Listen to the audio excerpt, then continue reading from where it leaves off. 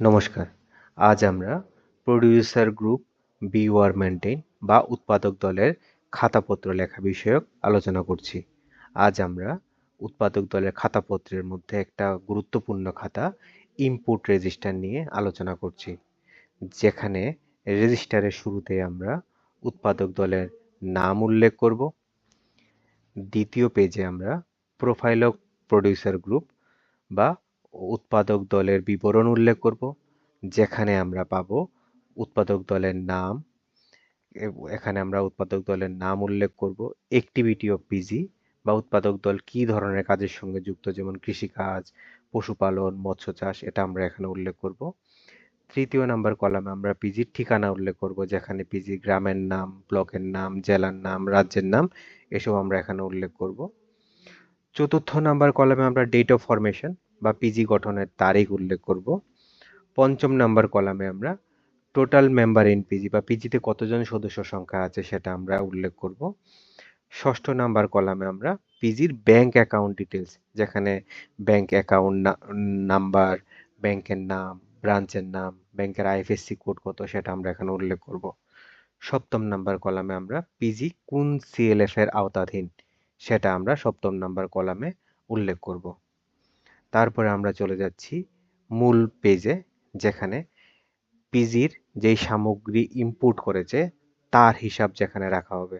সেখানে সর্বপ্রথম আমরা কোন সামগ্রীটা আনা হয়েছে সেটা নেম অফ ইনপুট সেখানে উল্লেখ করব। তারপর স্টকের পরিমাণটা আমরা কিভাবে করব, সেটা কি কেজিতে হবে, লিটারে হবে, না সংখ্যায় হবে, সেটা আমরা উল্লেখ করব। তারপরে আমরা নিচে কলামের মধ্যে আমরা দেখছি এখানে আছে তারিখ, কত তারিখ সামগ্রীটা কিনা হয়েছে সেটা আমরা উল্লেখ করব। যেই তারিখে সামগ্রীটা কেনা হয়েছে তার বিল নাম্বার কত সেটা আমরা উল্লেখ করব। কে সরবরাহকারী, কার কাছ থেকে সামগ্রীটা কিনা হয়েছে তার নাম উল্লেখ করব। পরিমাণ, কি পরিমাণ সামগ্রী আমরা কিনেছি, কি দরে কিনেছি এবং সর্বমোট কত টাকা হয়েছে সেটা আমরা এখানে উল্লেখ করব। তারপরে আমরা এখানে এই সমস্ত হিসাব ক্যাশ বইয়ের যেই পৃষ্ঠাতে লেখা হয়েছে সেই পৃষ্ঠা নাম্বারটা আমরা এখানে উল্লেখ করব।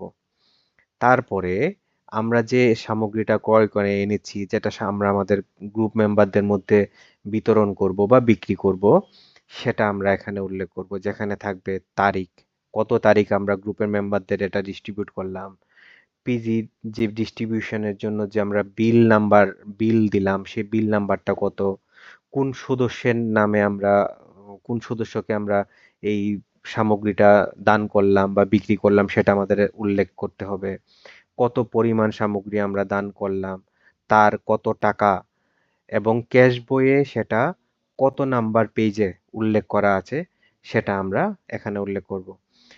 মূল সামগ্রী কিনা এবং